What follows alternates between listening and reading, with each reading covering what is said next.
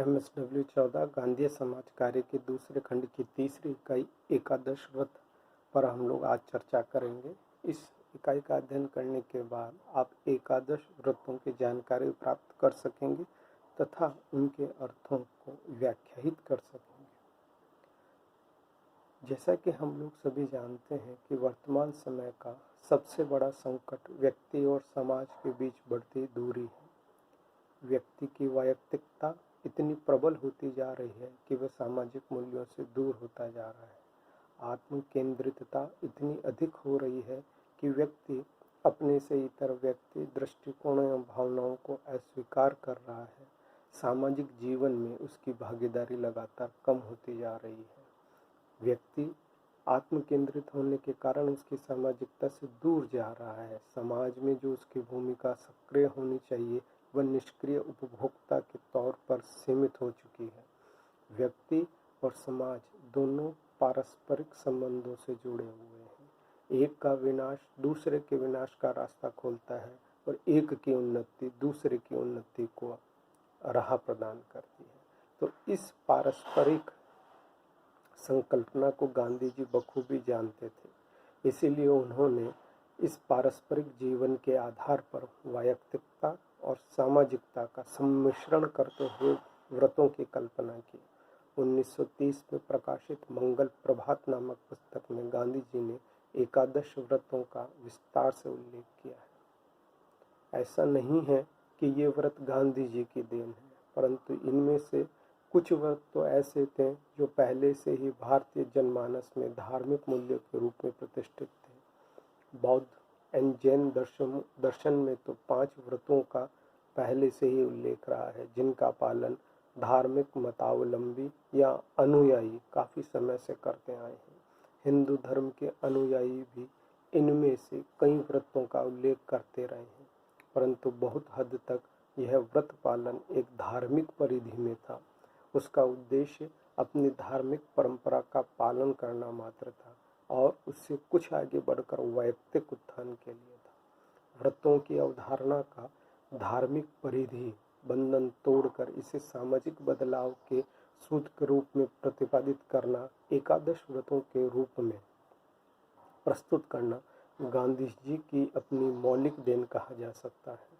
जैसा गांधी जी ने कहा कि सत्य और अहिंसा मेरे द्वारा प्रतिपादित नहीं है, वह तो इतने पुराने हैं जितने हिमालय के पहाड़ हैं, लेकिन उनकी समयानुकूल व्याख्या, संदर्भ के अनुसार उनकी व्याख्या और सार्वजनिक जीवन में आचरण के तौर पर एकादश व्रतों को सत्य और अहिंसा को प्रस्तुत करना गांधी जी की अपनी देन कही जा सकती है और इसी नजरिए से एकादश व्रतों को भी देखा जाना चाहिए था।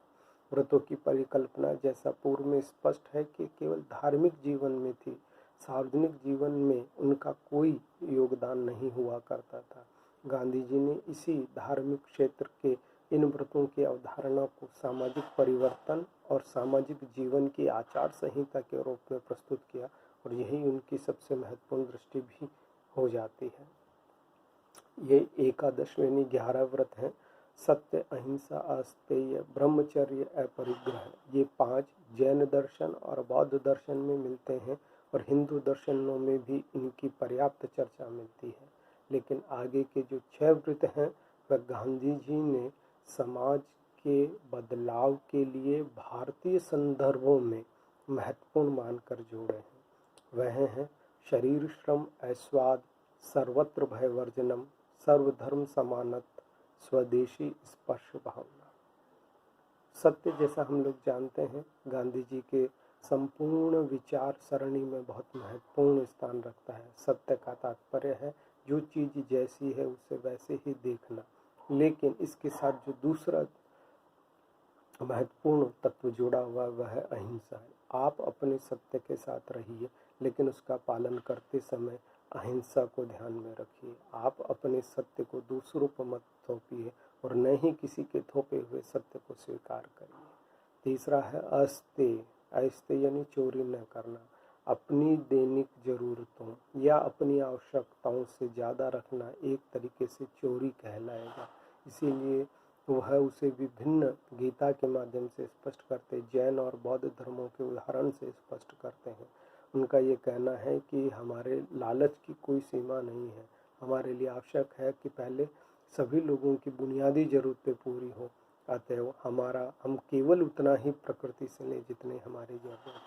ब्रह्मचर्य का एक अर्थ जो सामान्य लिया जाता है सेलिबेसी से, वह उसका केवल एक अर्थ मात्र है, उसका एक आयाम मात्र है। ब्रह्मचर्य संपूर्ण जीवन दृष्टि को बताता है, संपूर्ण साधनात्मक जीवन को बताता है, जिसमें सेलिबेसी एक हिस्सा मात्र है। उसके अतिरिक्त वह कठोर संयम, लोगों के प्रति आपके परस्पर कर्तव्य और संयम के आधार पर जीवन जीने का पूरी एक दृष्टि भी है। अपरिग्रह, चोरी न करना, अपरिग्रह, संग्रह न करना, यह आपस में जुड़े हुए हैं। अपनी आवश्यकता से अधिक लेना एक तरीके से चोरी है। अपरिग्रह न करना, रोजाना अपनी आवश्यकताओं के हिसाब से ही जीवन के दैनिक आवश्यकताओं के हिसाब से ही चीज़ों का प्रयोग करना, लालच न करना, इन सारी चीज़ों को लेकर के उन्होंने अपने विचार स्पष्ट किए। अगला शरीर श्रम, जैसा हम लोग जानते हैं कि ब्रेड लीवर की अवधारणा उन्होंने गीता से ग्रहण की। आगे उन्होंने बताया कि उन्होंने टॉल्स्टॉय से इस चीज़ को लिया और टॉल्स्टॉय ने बुंडारेव से इसको लिया। शरीर श्रम का सीधा अर्थ है कि व्यक्ति चाहे जो भी कार्य करता हो, अपनी रोजाना जिंदगी में पैसा कमाने का माध्यम शरीर श्रम के माध्यम से ही होना चाहिए, और यही वह तरीका है जो समाज में वास्तविक समानता ला सकता है। ऐशवाद, उन्होंने कहा कि ऐशवाद का सीधा अर्थ संयमपूर्ण जीवन से है। आप इसे खाने तक सीमित न रखें, भोजन तक सीमित न रखें, इसका पूरा व्यापक अर्थ संयमपूर्ण जीवन से है।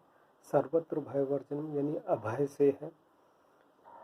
गांधी जी के लिए ये धारणा इसलिए महत्वपूर्ण है कि अंग्रेजों से लड़ाई में जो सबसे महत्वपूर्ण अवधारणा यह थी कि अंग्रेजों का खौफ सामान्य जीवन में इतना था कि लोग किसी भी खाकी टोपी तक को देख लिया करते थे तो भी छुप जाते थे। गांधी जी ने ही इस अभय को लोगों में पैदा किया कि वह इतने बड़े ब्रिटिश साम्राज्य के सामने बिना किसी डर के खड़े हो सके और अपनी आज़ादी की लड़ाई लड़ सके। सर्वधर्म समानत्व, जैसा हम लोग पिछली इकाई में बातचीत कर चुके हैं कि सांप्रदायिक सद्भाव पर उन्होंने काफ़ी जोर दिया। हिंदू मुस्लिम एकता के लिए उन्होंने काफ़ी प्रयास किए।